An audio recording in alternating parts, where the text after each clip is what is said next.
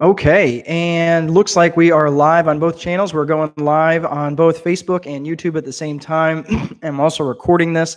So welcome to the Ask Coach series. I am super excited about this. I've had so many responses to people who are looking for individual questions that can be answered by me, landlord coach, because many of you have lots of individual questions and you're not really sure where to go.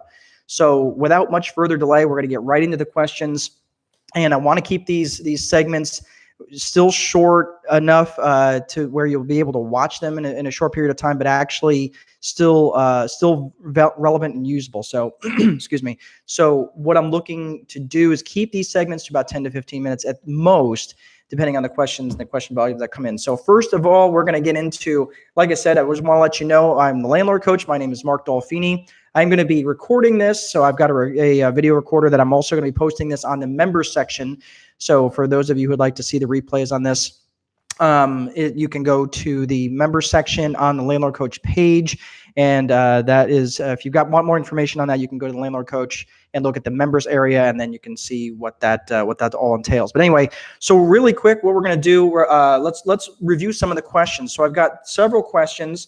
First and foremost is from Sarah, and it's about how to enforce various lease provisions. So she's got several things that she's working on. She was talking, just to kind of boil it down, her biggest issue is really about enforcing lease provisions. Well, let's get into that, because I don't want to give you so Sarah, if you're watching or if you see this on replay, your question was a little vague. It said, how can I enforce several lease provisions that I'm having trouble enforcing? You didn't speak to specific anything that was in there, but you did mention something about late fees. So let's just use late fees as the example. I don't want to give you a quick and down and dirty answer to something that's not going to fix the fundamental problem. It seems when you are having a problem of enforcement of any sort of issue that you're having with your residents, it's almost always one of consistency.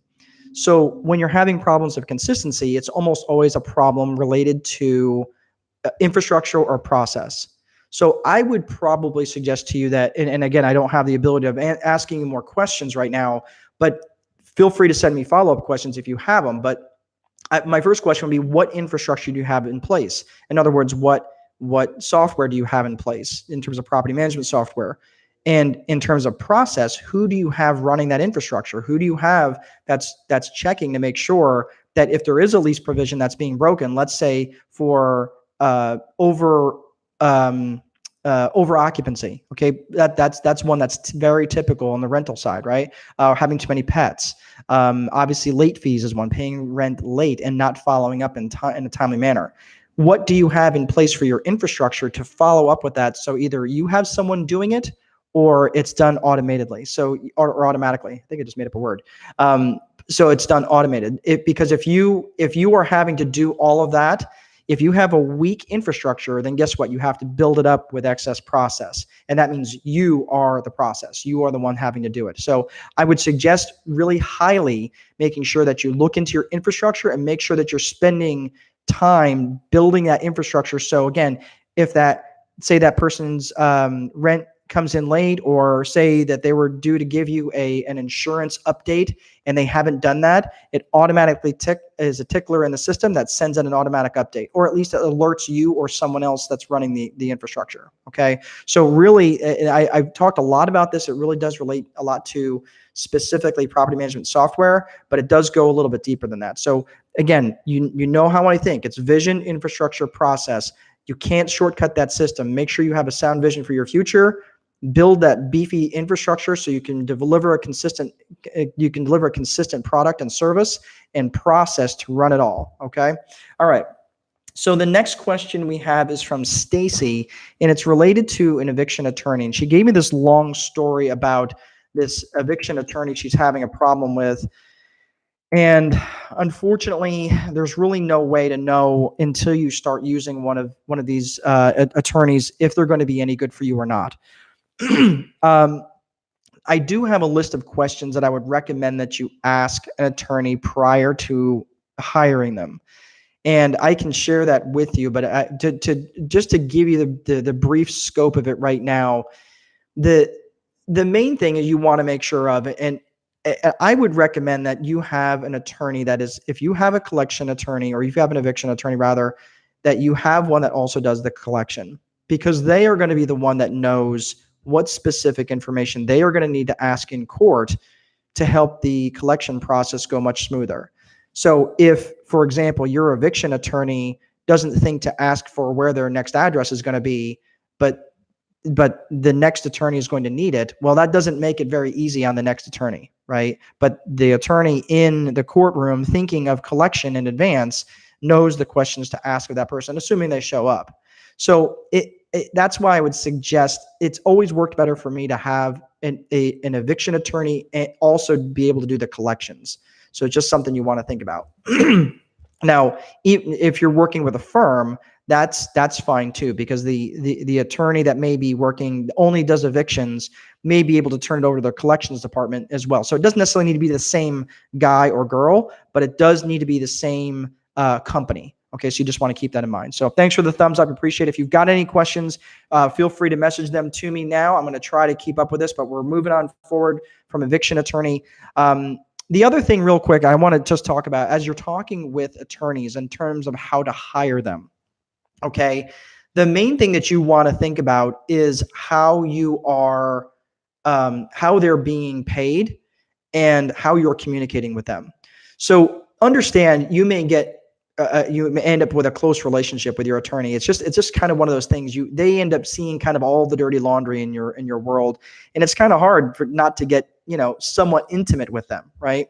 And when you're calling your attorney, now you got to keep in mind these people have to buy bread too, and they are getting constantly picked on for free advice. Attorneys, CPAs, especially tax attorneys or tax accountants, and doctors, right? It's just constant. And I get it a lot too. Coaches and consultants, we get it a lot too, about people who want to be in real estate and they want to be, I get it. I totally get it. So if you really want to be on the good side of your attorney specifically, make sure you give them permission to start the clock.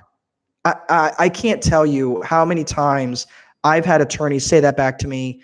Man, I really appreciate when you say that, because I'll call them up and we exchange pleasantries for 2 or 3, maybe 2 minutes and say, hey, how's it going? Yeah, the weather, blah, blah, blah. But hey, I've got a question I need to ask you. So if you need to start the clock, go ahead and start the clock, right? Because that gives them permission and they don't feel weird about sending you a bill for, 15 to 20 minutes worth of consulting because you're a good client. I give them permission to do that. Now, a lot of times they don't, but when you've got a really big case, they're going to remember that, and they're going to remember how you treated them in their time, and they're going to treat you much better when they're sending you an invoice. Okay, so keep that in mind.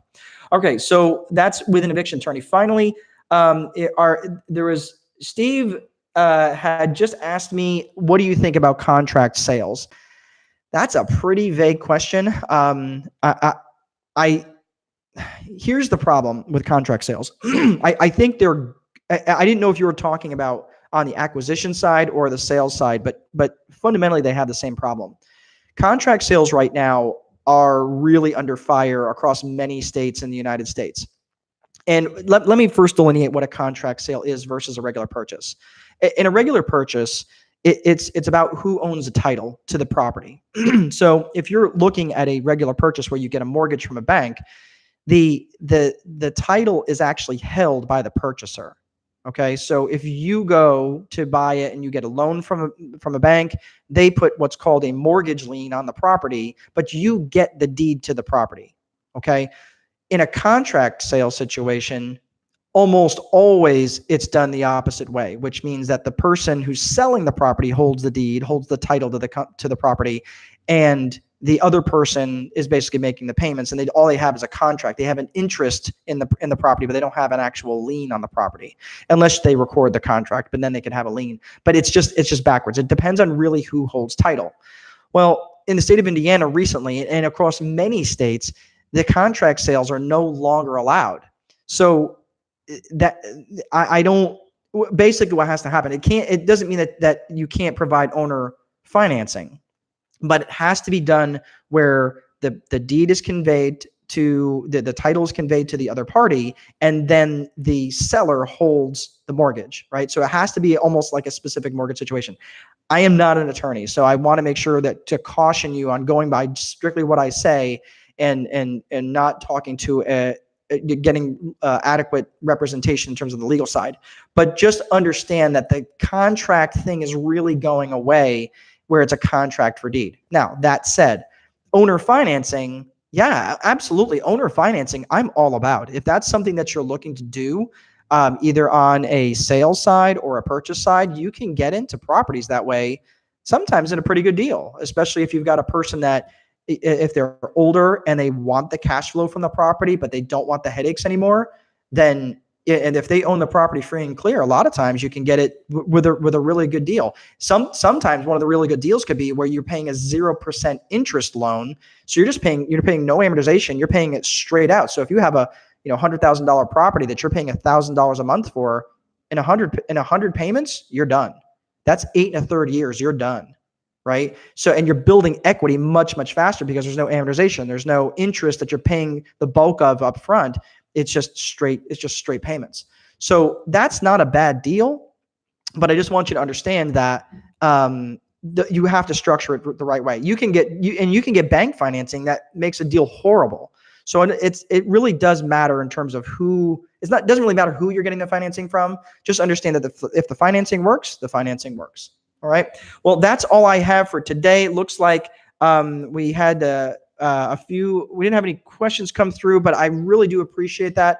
The questions that came through. Now, if you do have questions, you can send them to me here directly on the site through Landlord Coach. You can email me at mark@landlordcoach.com. But I plan on doing these every Saturday at 11 o'clock Eastern. So please make sure if you've got questions that you send them to me in advance. To Sarah, Stacy, and Steve, thank you for your participation. I really appreciate it. And I hope you found this Ask Coach series. I hope you found today's installment helpful. Have a great rest of your weekend. And remember, please place a value on your free time, because if you don't, someone else will. Take good care.